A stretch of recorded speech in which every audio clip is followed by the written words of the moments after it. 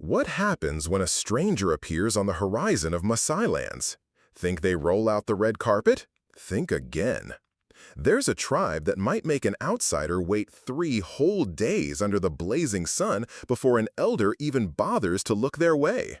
Where a warrior can stare you down for a solid hour, reading your intentions better than any polygraph test. Where you'll be made to drink a special herbal concoction with a funky taste, and that's just the warm-up act compared to what comes next. And you know what happens to those who flunk the Maasai tests? Their names become cautionary tales passed down through generations across East Africa. The Maasai have memories like steel traps and consequences that don't mess around. But what I'm about to tell you will make you rethink everything you thought you knew about reading people.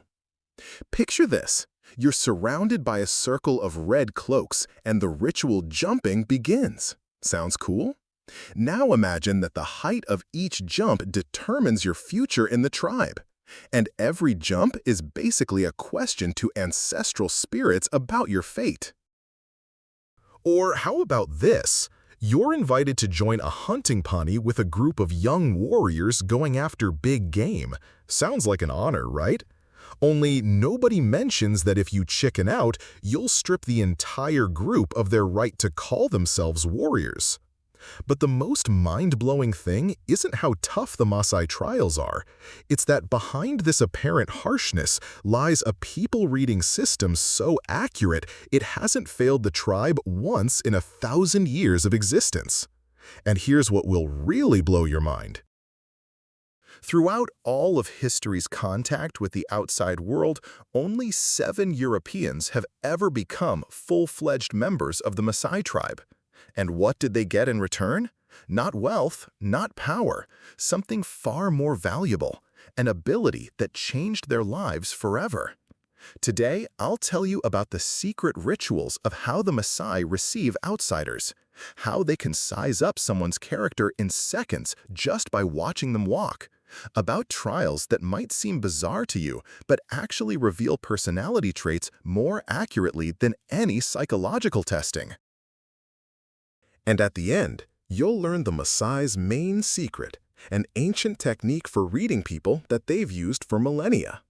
Fair warning, this knowledge might fundamentally change how you see the people around you. Get ready to dive into a world where every step gets analyzed, every word gets weighed, and one mistake can cost you not just respect, but your life. Welcome to the Maasai, people who can tell friend from foe at first glance. But remember, some knowledge changes you forever, and there's no going back.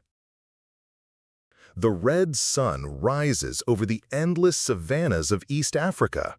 Acacia trees cast long shadows across the scorched earth where herds of zebras and gazelles graze. Somewhere in the distance, the snowy peak of Kilimanjaro towers above. And right here, in this primeval world, lives a tribe that has turned meeting outsiders into an art form of psychological diagnosis. The Maasai.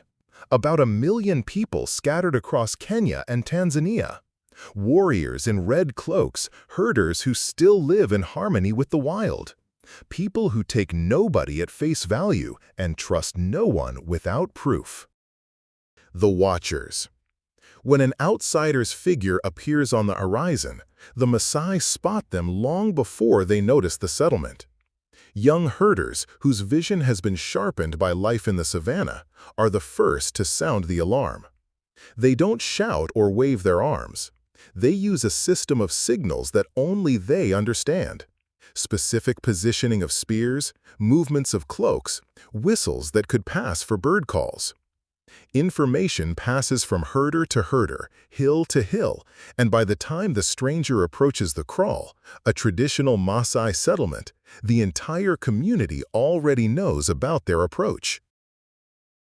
But most importantly, they already know a lot about the person themselves. The Maasai can read people by their walk as accurately as trackers read animal prints. To them, a person's gait is an open book about character, intentions, and even their past. A firm, confident stride speaks of strength of spirit. But if the person holds their head too high, that's a sign of arrogance. A cautious, creeping walk could mean wise caution or cowardice. The Maasai distinguish these nuances through barely noticeable details. Someone who keeps looking over their shoulder is either being pursued or planning something. Someone who walks straight ahead, not detouring, even around obstacles, has an honest character but might be stubborn. The circle of silence. When the outsider finally reaches the kraals, they're met with a sight that might shock an unprepared person. Warriors in red shukas, traditional Maasai cloaks, silently form a circle around them.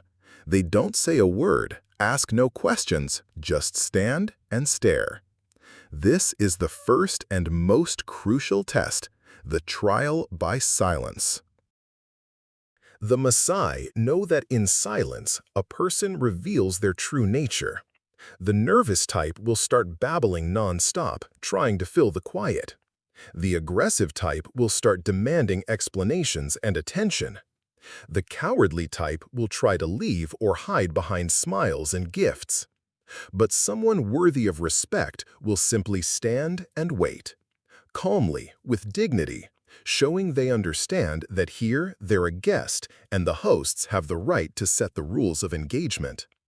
This silence can last an hour, 2 hours, sometimes half a day. And the entire time, dozens of eyes study every movement, every facial expression of the stranger. The elder's examination. If the outsider passes the first test, an elder appears. Usually, this is an elderly man with scars on his face and hands, marks of life in the harsh savanna. His eyes have seen so much, it seems like they're looking through time itself. The elder approaches the stranger up close and begins studying them. He looks into their eyes, but not like Americans, direct and open. The Maasai gaze is gliding. It studies not just the eyes, but pupil reactions, eyelid movements, the tiny wrinkles at the corners of the eyes.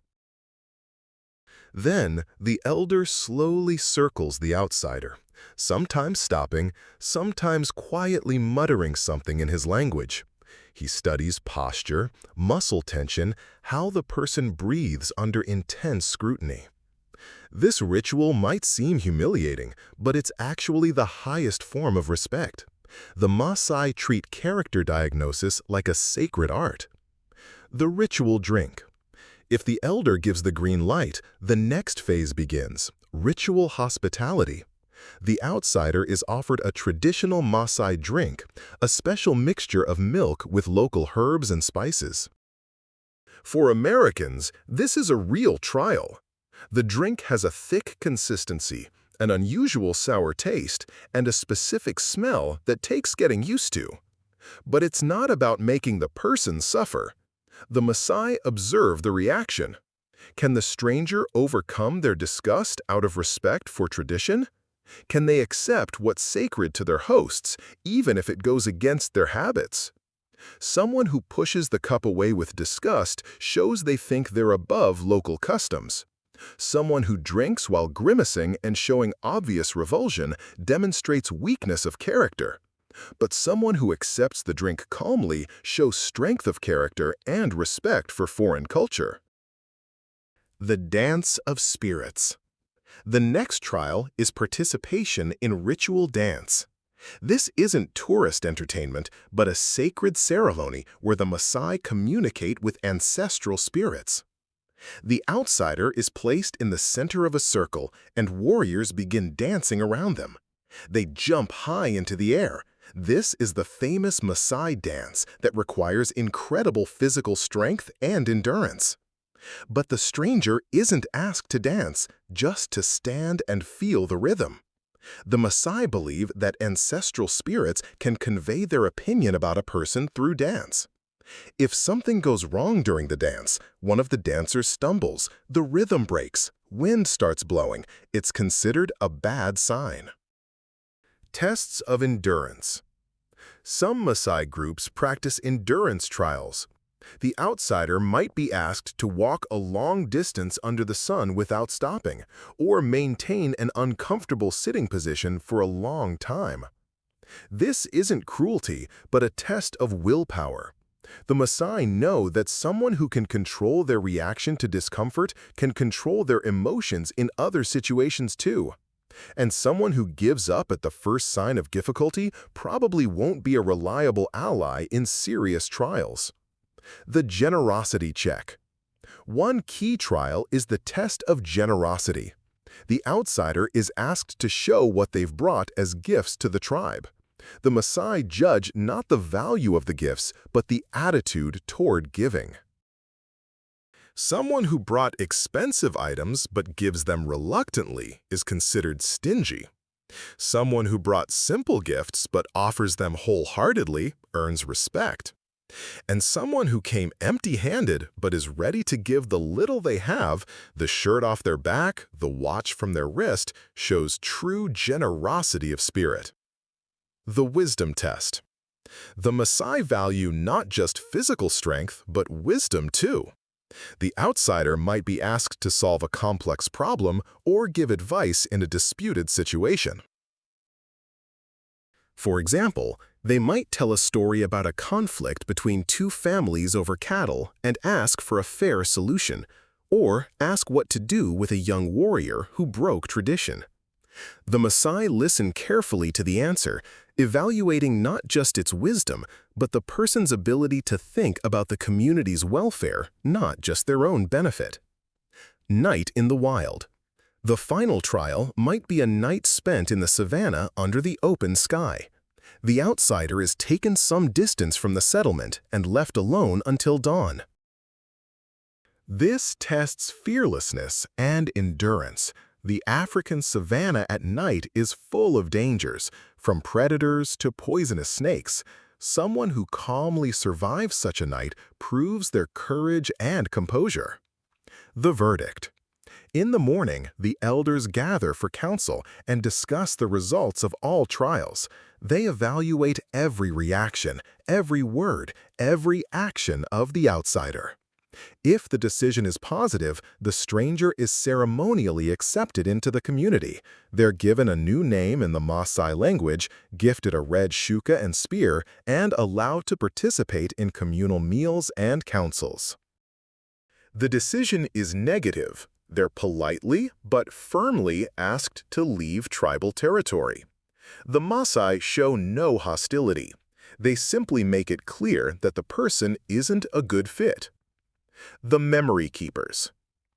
Every outsider who has undergone the trials is remembered in the tribe for years. Their story becomes part of oral tradition. Adults tell young people about brave and wise strangers who earned Maasai respect.